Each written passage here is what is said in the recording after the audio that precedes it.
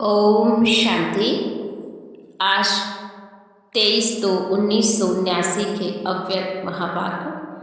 आज के महावाक्य का टाइटल रहा सदा सुहागिन ही सदा संपन्न होती है। दुनिया की दृष्टि से भी अगर देखें तो सुहागिन को बहुत ही भरपूर माना जाता है। हर चीज़ में काम करने में उसे आगे रखा जाता है। वो अपने आप को बहुत ही सौभाग्यशाली समझती है।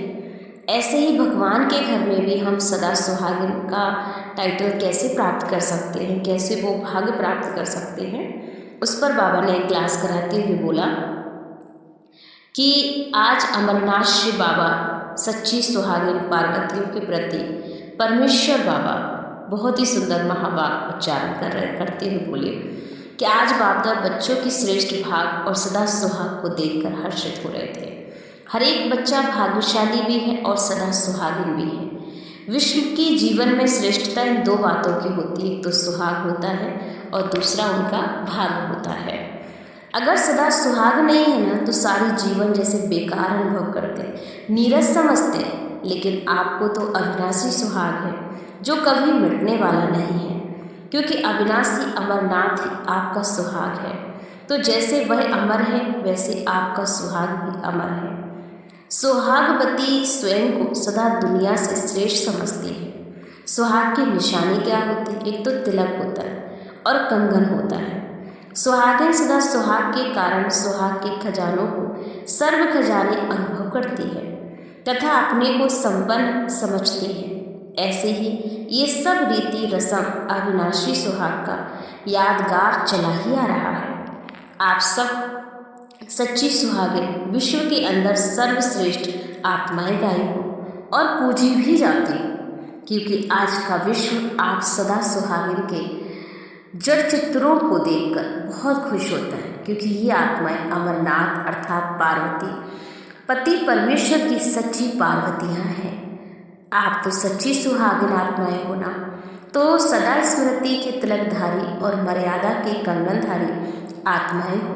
सदा दिव्य गुणों के श्रृंगार की सजी सजाई आत्माएं हो। आप तो सिंगल हो या युगल हो, दोनों साथ हो ना, अकेले तो नहीं समझती हो कि वियोगी जीवन अनुभव करोगी तो सदा सुहागिन अर्थात कंबाइंड समझेगी। तो सदा मिलन महफिल में स्वयं को अनुभव करना है। और अमरनाथ ने आकर बहुत काल से बिछुड़ी हुई पार्वतियों को अपना स्मृति का तिलक देकर उन्हें सदा के लिए सुहागिन बना दिया। आज बाप दादा अपनी पार्वतियों का श्रृंगार देख रहे थे कि हर एक पार्वती कहाँ तक सजी सजाई रहती है और श्रृंगार तो सब करती है, लेकिन फिर भी नंबरवार माला सभी पहनते, लेकिन कहाँ 9 लखा हार और कहाँ साधारण मोती का हार। सब मर्यादाओं के कंगन रोज सज रहे थे रोज, लेकिन सदा ही मर्यादा पुरुषोत्तम बनने में कोई हीरे तुल्य बना है, कोई सोने तुल्य बना है और कोई तो फिर चांदी तुल्य भी बना है। कहाँ हीरा होता है और कहाँ पर चांदी होती है।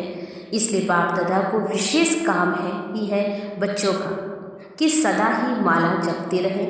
बाप की माला तो आत्माएं सदा जपती हैं, लेकिन बच्चों की माला परमात्मा जपते तो आप भाग्यशाली हुए ना, क्योंकि भगवान आपको हर घड़ी याद करता है। एक पल भी संगम युग पर बाबा अपने बच्चों को नहीं भूलता। इसलिए आप हंस और बगलों का संपर्क नहीं, लेकिन आपका ये ब्राह्मण आत्माओं का आपका संपर्क है।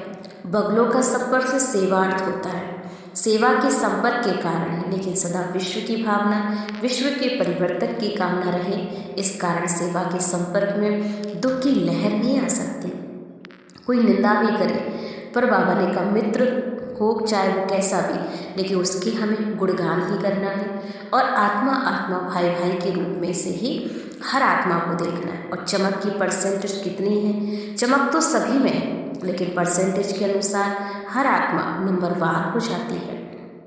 बाबा ने लास्ट में कहा, एक बहुत ही सुंदर दीदी ने बोला कि सदा सुहागिन का गायन शास्त्रों में किस रूप में दिखाया कि सुहागिन का गायन पटरानियों के रूप में होता है।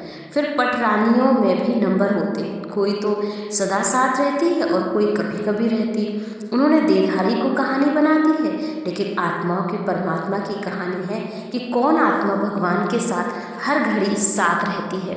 कौन पटरानी सदा बाबा को अपना नंबर 1 पार्ट बजाती है। पूजन में भी अंतर हो जाता है, राधे और गोपियों में भी अंतर आता है। पूजन में भी अंतर आता है तो प्राप्ति में भी अंतर आएगा। तो राधे की प्राप्ति अपनी है, गोपियों की अपनी थी।